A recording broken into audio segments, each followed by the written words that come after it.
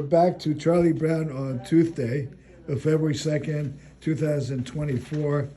And Bob, through many of our conversations over the years, there's been nothing that stood out more than the story you told me about the dog and the stove. So can you just relate it to? Can you tell me the story over? I never want to forget it. Sure. It happened about 4 or 5 years ago, and it's a story about carbon monoxide poisoning. My wife had gone shopping, and our golden retriever and I were home by ourselves, and I had a fire going in the airtight stove. It's a high efficiency stove that heats the entire house, even when it's 10 below zero outside. And I was standing near the stove, and I saw a burning ember come shooting out from around the door. And I said, wow, what was that? Maybe I'm seeing things. And then I saw another one and another one. They were coming out from the stove. And I said, oh my God, that's not good. Because if there's burning embers, that means that there's exhaust coming out too.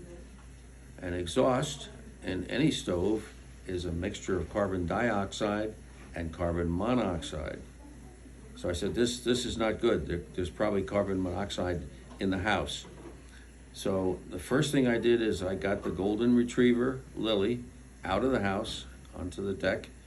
I got my cell phone and I got out of the house and I called 911. And I said, please send the fire department and please have them bring a carbon monoxide sniffer so they can check the concentration in the house. I'm a chemist, so these things come naturally to me. So a short time later, the fire department came and an ambulance came. And they came right into the house, and the first thing they did is open up all the windows. But then they took the sniffer, just before they opened the windows, they took the sniffer and went all through the house and found out that the carbon monoxide level inside the house was 3 times the lethal limit. It was triple the lethal limit. So they opened up all the windows. They took what was still burning in the stove and carried it outside, put it in the snow, and just let the house aerate. Then my wife is still food shopping. The ambulance driver comes down to me and takes a look at me and said, do you think you should go to the hospital? I said, no, I feel perfectly okay. I don't have any chest pains or I don't have any symptoms. She said, look at me. I looked at her. She says, get in the ambulance. I said, why? She said, your face is bright as a fire. Your face is burning. Your eyes are all red. Those are symptoms of carbon monoxide poisoning. She said, get in the ambulance. I said, yes, ma'am. Who's going to take care of my dog? And one of the volunteer firemen said, we'll take care of her. We'll place her with your neighbor.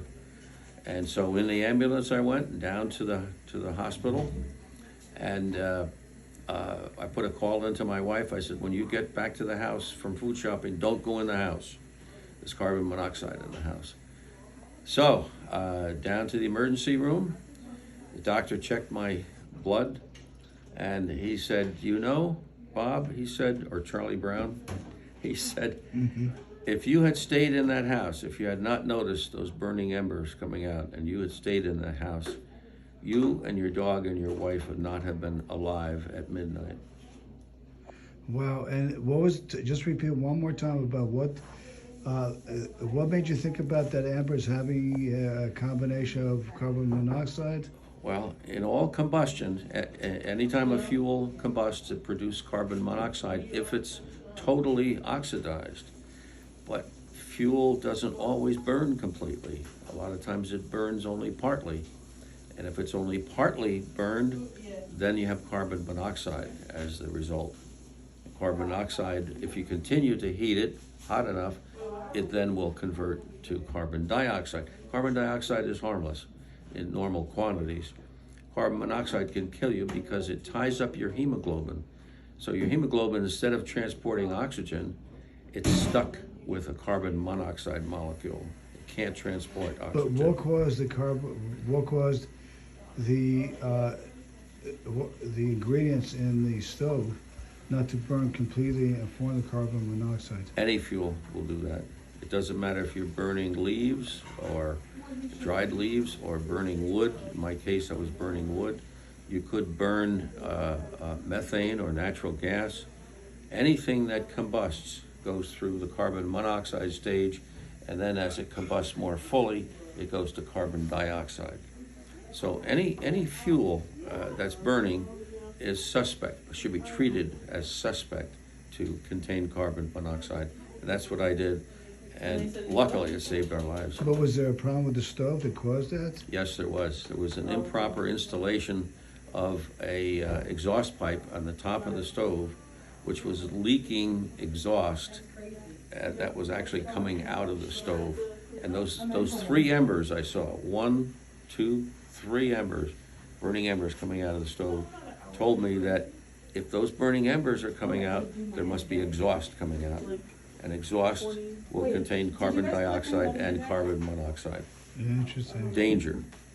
Interesting. Otherwise, they get exhausted into the air, Yeah, not into the house. yeah. If that was installed properly, all of the exhaust would go up the chimney and out the top.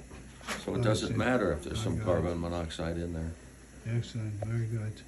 Thank you. This is something that I'll keep forever and share with my readers. And I want to thank you from the bottom of everybody's heart, so we all know well about the pleasure of having known you. And hopefully we'll keep in touch. I will, and I thank you for your expert service as a dermatology surgeon. You saved my life not once, but dozens of times by taking away what could have been fatal cancers. I cannot thank you enough. I appreciate it so much. Thank you.